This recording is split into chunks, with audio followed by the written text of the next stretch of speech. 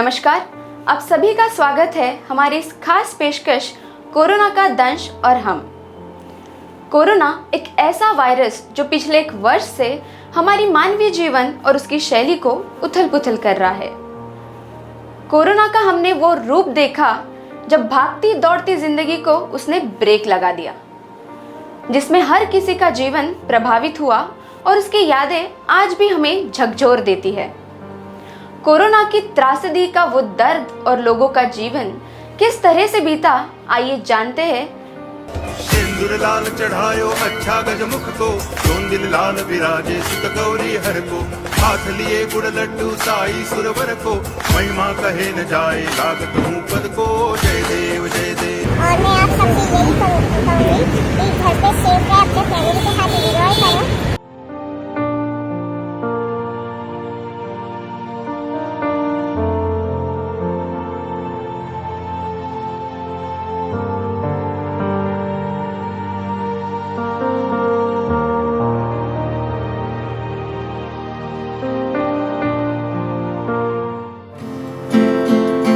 हम बोले हैं तुरुरुरु, शर्मीले हैं तुरुरुरु, हम हैं जरा सीधे मासूम इतनी खैर कर, जिस दिन कभी जिद पे अड़े के आएंगे आग का तेरा दरिया तैर कर। अभी कुछ दिनों से लग रहा है धुत हो जैसे नशे में, क्यों लड़खड़ाए ये बहके गाए है तेरे हर रास्ते पे। दिल में शक मेरा मुझे प्यार हो गया, ला ला ला ला ला ला ला ला ला ला ला ला ला ले, ला ला ला ला ला ला ला ला ला ला ला ले।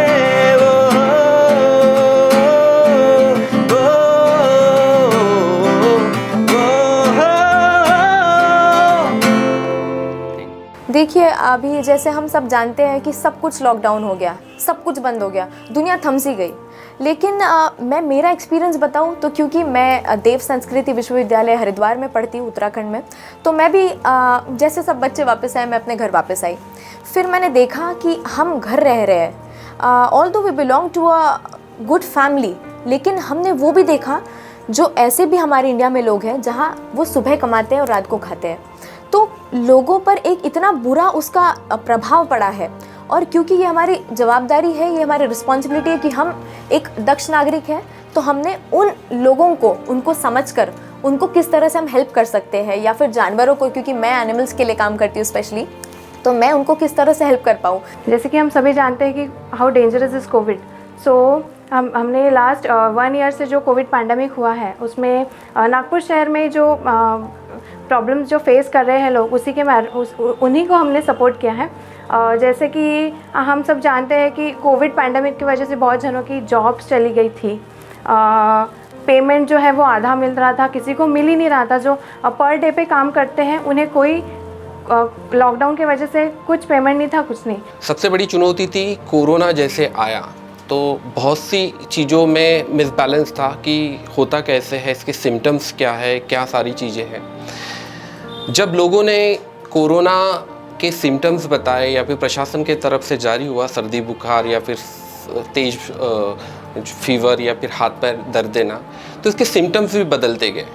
ऐसे में खुद को सुरक्षित रखना और रिपोर्टिंग करना, ये एक सबसे बड़ा चैलेंज हम पत्रकारों के सामने था। अमूमन मैं अकेला नहीं था फील्ड पर मेरे साथ मेरे कई सारे कलीग थे, मतलब सैकड़ों कलीग थे जो पोर्टल के थे, कोई चैनल्स के थे, रीजनल चैनल के थे और प्रिंट मीडिया के थे।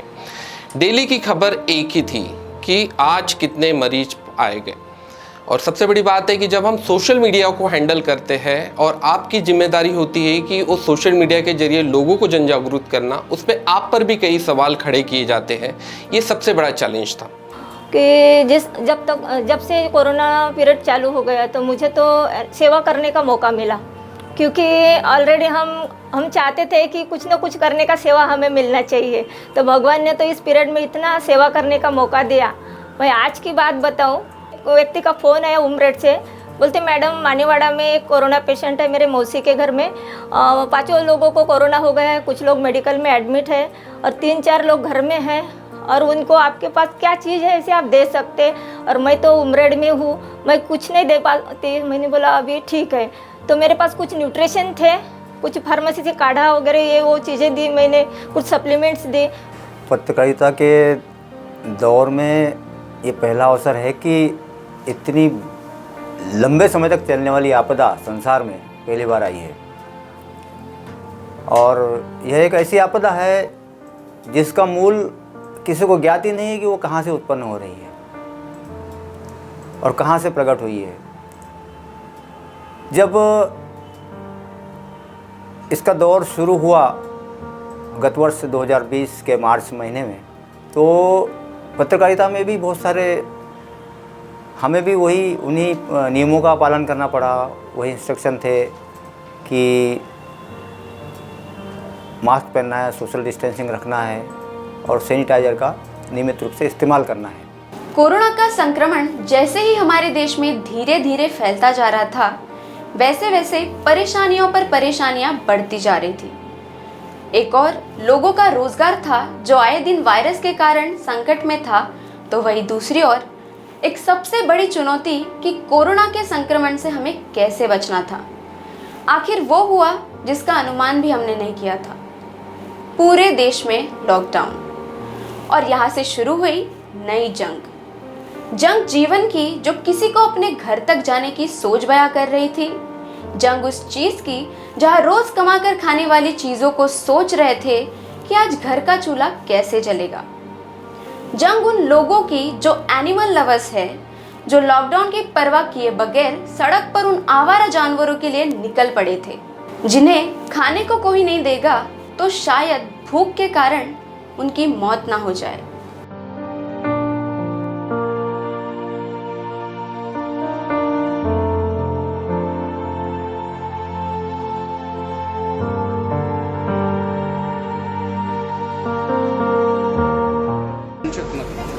सर डर तो है हमें, यानी खास मैं बीपी पेशेंट हूँ सर, और मिस्टर में हार्ट अटैक पेशेंट है, घर में है सर। मैं उनको छोड़ के मैं निकली हूँ सर मैं, लेकिन ये अपने नगर की सेवा के लिए मैं आगे बढ़ी हूँ सर मैं। सर मेरे घर में मैं मीनाक्षी महाजन, मेरे घर में 2 पैरालिसिस पेशेंट है, एक तो पूरी बेड रेस्ट है मेरी रानी और देवर दोनों है, दोनों को छोड़ के मैं ये काम कर रही हूँ। मेरा बेटा बिल्कुल चलता नहीं, बिल्कुल बेड पर है मतलब, और उसको देखने के लिए कोई है नहीं, उसको छोड़कर निकली हूँ कि जाना है। हमारे साथ कुछ दिख भी नहीं, डॉक्टर्स भी जो थे वो भी अवेलेबल नहीं दिख रहे। उन्होंने बस भेज दिया आप एरिया करो। 14 डेज तक उनका मतलब जितने भी 73 लोग दिया है, उनका 73 लोग का 14 डेज तक हमको उन पर वॉच करना है। चाहे तुम कॉल से करो, चाहे उनका पर्सनली बोलो, लेकिन लोगों का भी रिस्पॉन्स मिले। एक तो ऐसे कि जॉब चली गई कोरोना आते ही, सैलरी नहीं है, लेकिन ऑनलाइन जॉब है। ऑनलाइन का एक ऐसा ज़रिया है कि सबके यानी कि घर घर में जाके पहुंचता है। आजकल मोबाइल सबके पास है,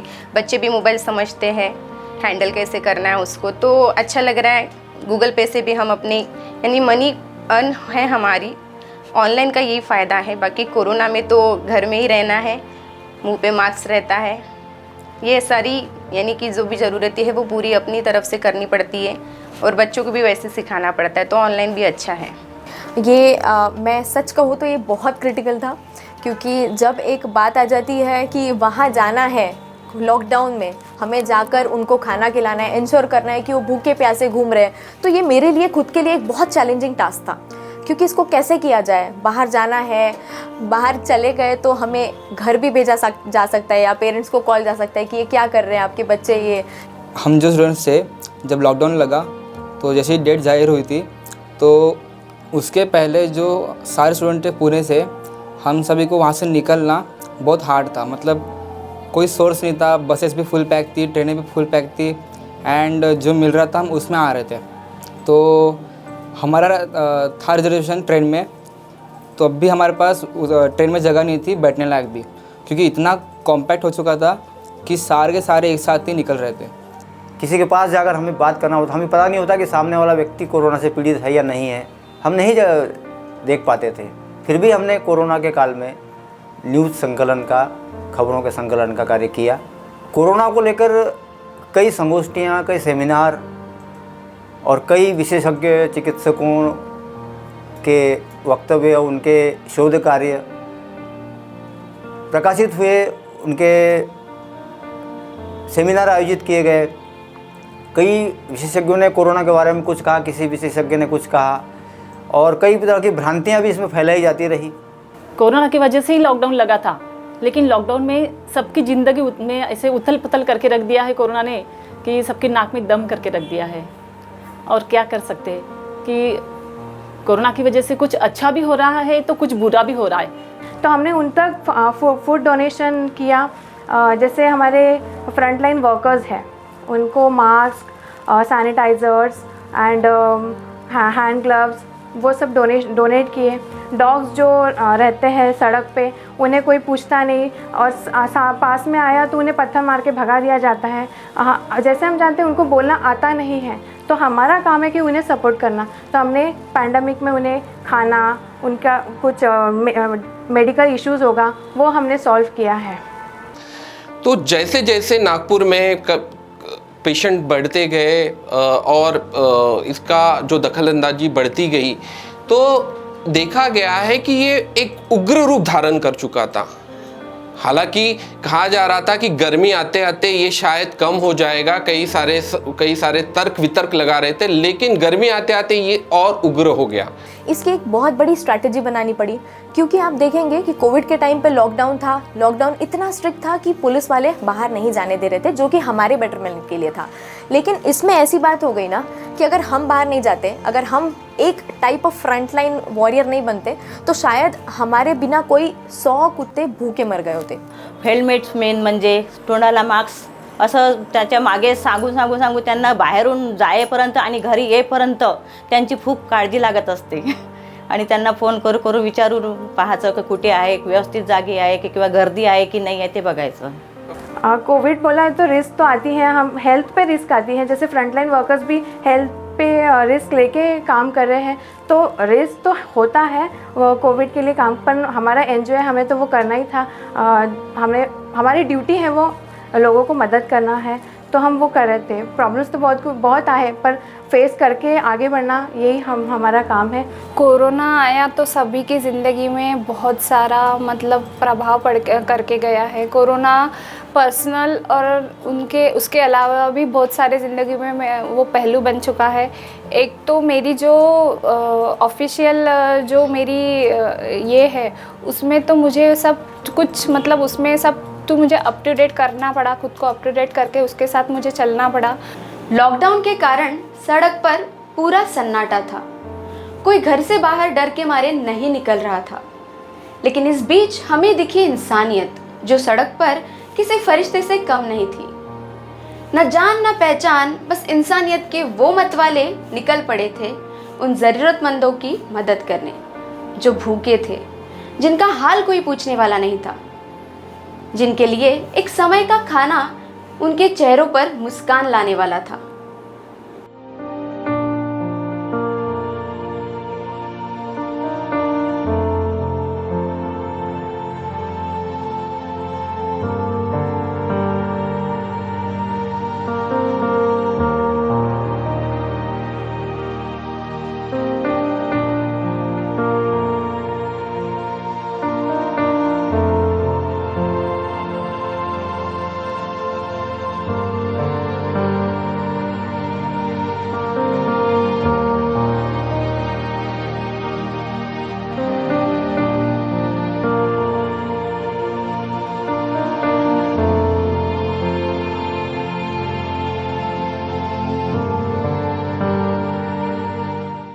तो सबसे पहले मैंने यही ठाना कि हमारा एक animal welfare board of India है, जहाँ से एक कार्ड बनता है, वो कार्ड हम सब बना सकते हैं। वो कार्ड मैंने इशू करवाया मेरे नाम का कि मैं एक फीडर हूँ और मैं इनको खाना खिलाने के लिए बाहर निकल सकती हूँ, बिल्कुल कोविड के नॉर्म्स को उल्लंघन ना करते हुए। क्योंकि हमें सबको मालूम था कि कोविड में कितना मुश्किल हो रहा था बाहर जाना, उनको खाना खिलाना। सांस हैरान है, मन परेशान है, हो रही सी क्यों रुआसा ये मेरी जान है, क्यों निराशा से है आस हारी हुई, क्यों सवालों का उठा सा दिल में तूफान है। नैना थे आसमान के सितारे, नैना ग्रहण में आज टूटते हैं यूं। नैना जो मिल के रात जागते थे, नैना स्वामी चढ़ के आज रो दिए हैं यूं। धन्यवाद। मीडिया के जो कार्यालय जो थे उसमें भी संक्रमित लोग पाए गए। उसके बाद में प्रशासन ने कुछ मीडिया के ऑफिस में भी जाकर ये कहा कि शायद वन डे जो वर्क है, मतलब आधे आधे स्टाफ को बांटकर सारी चीज़ें की जाए, क्योंकि मीडिया यूनिट कभी बंद नहीं रह सकते, कभी अखबार सिर्फ छुट्टियों के दिन बंद रहता। लेकिन न्यूज़ चैनल की अगर बात की जाए कि न्यूज़ चैनल में काम करने का सबसे बड़ी बात यह है कि न्यूज़ चैनल कभी बंद नहीं रहता, 24 आवर चालू रहता है। ऐसे में कई सारे लोकल चैनल जो थे, हमारा खुद का चैनल था, उसको निरंतर खबरें देनी थी, क्योंकि लोग घर पे बैठे हुए थे, उनको डेली की रिपोर्टिंग करनी थी।